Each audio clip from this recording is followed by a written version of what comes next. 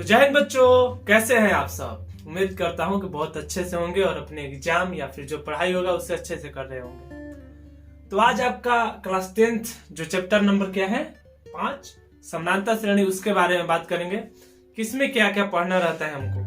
जैसे समानांतर श्रेणी में हम फर्स्ट जो है पहला टॉपिक है वो पढ़ेंगे व्यापक रूप कि समानांतर श्रेणी का व्यापक रूप क्या होता है। फिर उसके बाद सार व अंतर कैसे ज्ञात किया जाता है। समानांतर श्रेणी में जो आपका सार व अंतर होता है डी, उसे हम कैसे ज्ञात करते हैं। फिर उसके बाद करेंगे कि एनवा पद यानी टीएन कैसे ज्ञात करते हैं। एनवा पद किसी समानांतर श्रेणी का एनवा पद कैसे ज्ञात करते हैं। फिर एनवे पद का योग को हम क्या ज्ञात करते हैं, इसका क्या फॉर्मूला होता है वो पढ़ेंगे। देन उसके बाद पढ़ेंगे कि समानांतर माध्य क्या होता है। एक समानांतर माध्य भी होता है जिससे 1 नंबर का क्वेश्चन आपको ये 1 नंबर का कंफर्म है कि क्लास 10 के एग्जाम में रहेगा कि समानांतर माध्य क्या होता है। ठीक, तो चलिए बिना देरी किए वीडियो को स्टार्ट करते हैं। तो चलिए आ गए हम वीडियो पर।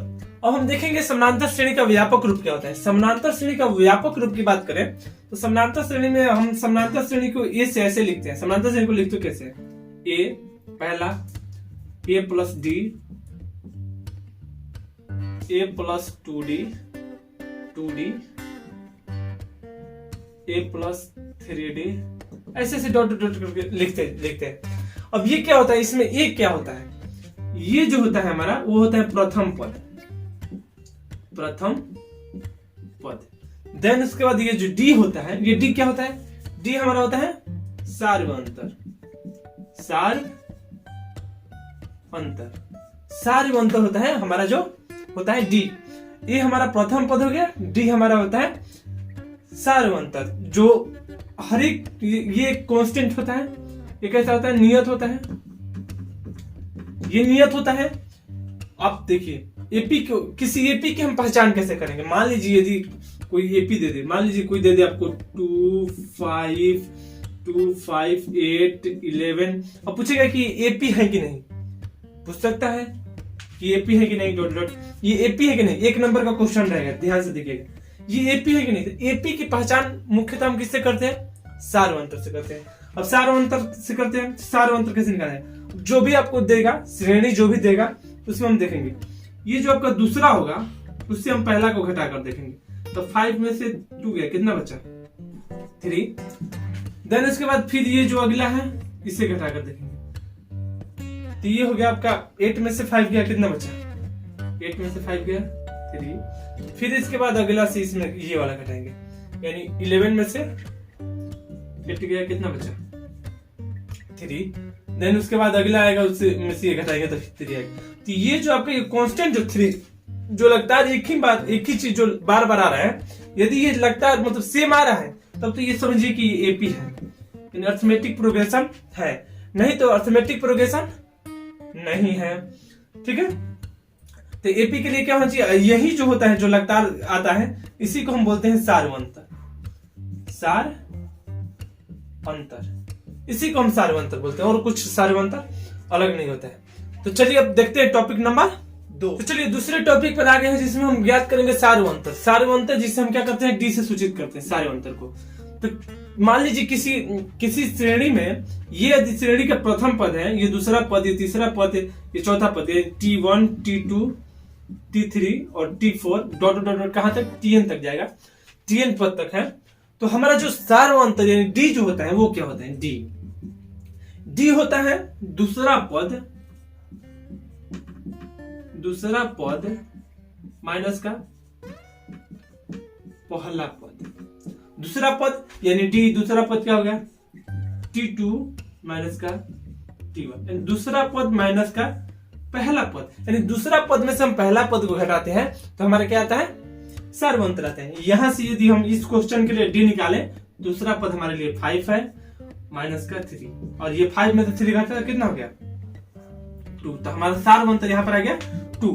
अब देखिए, अब कहेंगे कि देखिए अब दूसरा पद कहने का मतलब क्या है। अब मान लीजिए दूसरा पद इसमें से घटाएंगे, नहीं, दूसरा पद क्या है, अगर इसे हम मूंद ले तो यहां से हमारा एपी स्टार्ट हो गया, यहां से एपी स्टार्ट हो गया, तो पहला पद ये हो गया, दूसरा पद ये हो गया, इसमें से घटाएंगे।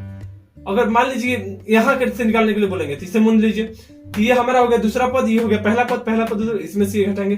तो हर एक बार यदि सेम आ रहा है, यदि सार व अंतर आपका सेम है, डी यदि आपको घटाने पर सेम आ रहा है तो समझिए कि ये क्या है, एपी में है। नहीं तो एपी में। तो चलिए अब टॉपिक नंबर हम क्या देखते हैं, टॉपिक नंबर 3 पर चलते हैं। तो चलिए हम टॉपिक नंबर 3 पर आ गए। 3 नंबर टॉपिक में हम पढ़ेंगे किसी समानांतर श्रेणी का हमें एनवा पद कैसे निकाल देते हैं, इसका फॉर्मूला क्या होता है। जिसे हम एनवा पद को हम जैसे पहला पद को T1 बोलते थे, दूसरा पद को T2 बोलते थे, वैसे ही एनवा पद को हम बोलते हैं Tn। केवल फॉर्मूला बताएंगे, इस पे एग्जाम्पल के लिए एक अलग से वीडियो बना देंगे जिसे देख लीजिएगा, ठीक है। अभी वीडियो एग्जाम्पल देंगे तो लंबा हो जाएगा, इसलिए केवल फॉर्मूला बता रहे हैं, ठीक है। समझिए, Tn होता है जो हमारा क्या होता है एनवा पद, T1 क्या होता है a plus n minus 1 into D. अब देखिए इसमें हमें क्या समझना है कि यह है क्या। अब Tn जो हो गया, Tn को हम बोलते हैं क्या, ध्यान से देखिए, Tn को हम क्या बोलते हैं एनवा पद। अब एनवा पद की जगह पर आपको देगा 5वां पद, 6ठा पद, 7वां पद, ठीक। ये जो हमारा होता है ये क्या होता है, ये होता है प्रथम पद। एपी का ये होता है प्रथम पद, ठीक। ये हो गया आपका फर्स्ट पहला पद, यानी फर्स्ट पद हो गया। एन क्या होता है, एन क्या होता है इसमें, एन क्या होता है टोटल पद, यानी टोटल पद यानी कुल पद, कुल पद। और जैसे मान लीजिए T1 T2 डॉट करते Tn तक जाएगा, तो n क्या हो गया यहाँ पर टोटल पद। कितना टोटल पद कितना, जैसे मान लीजिए 5 तक है, 6 तक है, 7 तक है, वो हो गया है। और डी हमारा क्या होता है सार अंतर यानी कॉमन डिफरेंस। डी हो गया आपका सार अंतर, डी हमारा हो गया सार अंतर। एन हो गया यहाँ से Tn हो गया आपका एनवा पद, ए प्रथम पद, एन हो गया आपका क्या कितना टोटल पद है, टोटल पद यानी एनवा पद जो है आपका वही। जैसे मान लीजिए हमको T5 निकालना होगा, T5 तो ये आएगा प्लस 5 माइनस 1 इंटू डी। अब यहाँ से T5 यानी 5वां पद निकालना होगा तो हमारा क्या हो जाएगा, ये 5 में से 4 क्या 4D।